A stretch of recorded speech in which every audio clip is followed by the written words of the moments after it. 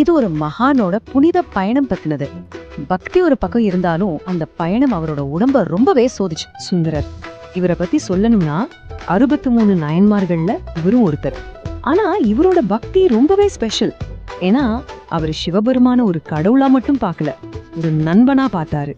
உரிமையோட சண்டை போடுவாரு, செல்லமா கோவிச்சுக்குவாரு. அந்த மாதிரி ஒரு ஆழமான உறவு அவங்களுக்குள்ள. அவரோட பயணம்ங்கிறது வெறும் நடையா நடந்த பயணம் இல்லை, அது ஒரு ஆன்ம யாத்திரை. ஒவ்வொரு சிவன் கோயிலா தேடி போவாரு, அங்க நின்னு பாட்டு பாடுவாரு, ஆடுவாரு, சில சமயம் கண்ணீர் விட்டு அழுவாரு.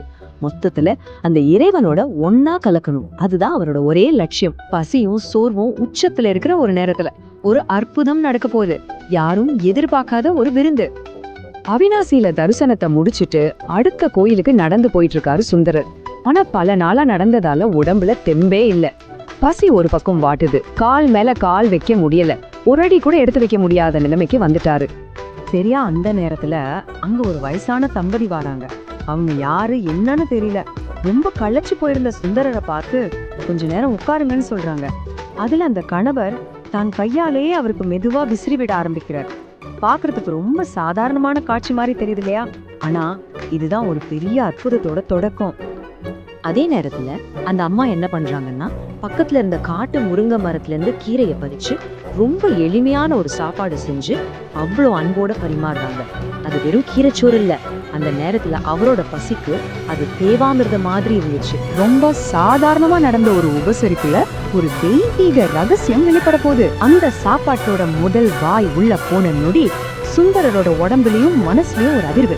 அவருக்கு புரிஞ்சிடுச்சு, அடடா இவங்க சாதாரண மனுஷங்க இல்ல, என் பசிய போக்குறதுக்காக நேர்லயே வந்த சிவனும் பார்வதியும் தான் உணர்ந்ததும் அவர் கண்ணுல தார தாரையா கண்ணீர் கொட்டுது. விருந்து கொடுத்த ஈஸ்வரன் தன்னோட பக்தனோட பசிய போக்குறதுக்காக கடவுளே நேர்ல வந்து விருந்து கொடுத்ததால அந்த சிவன் விருந்தீஸ்வரர் ஆனாரு.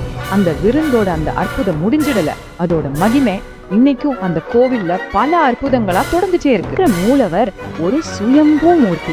ஒவ்வொரு வருஷமும் பங்குனி மாசம் 17ஆம் தேதி சூரியனோட கதிர்கள் நேர இந்த சிவலிங்கம் மேலப்பட்டு சூரியனே சிவனை வழிபடுற மாதிரி ஒரு அற்புதம் நடக்கும். இன்னும் சொல்ல போனா நந்திக்கு முழு அதிகாரம் கொடுக்கப்பட்ட ஒரே கோவில். பிரிஞ்ச தம்பதிகள் ஒண்ணு சேர்றதுக்கும் 4 பெரிய நாயன்மார்கள் பாடின ஸ்தலங்கிறதால அவங்களோட அருளை பெறவும் பக்தர்கள் இங்க வராங்க. கடவுள்ங்கிறது பெரிய பெரிய விஷயங்கள்ல இல்ல,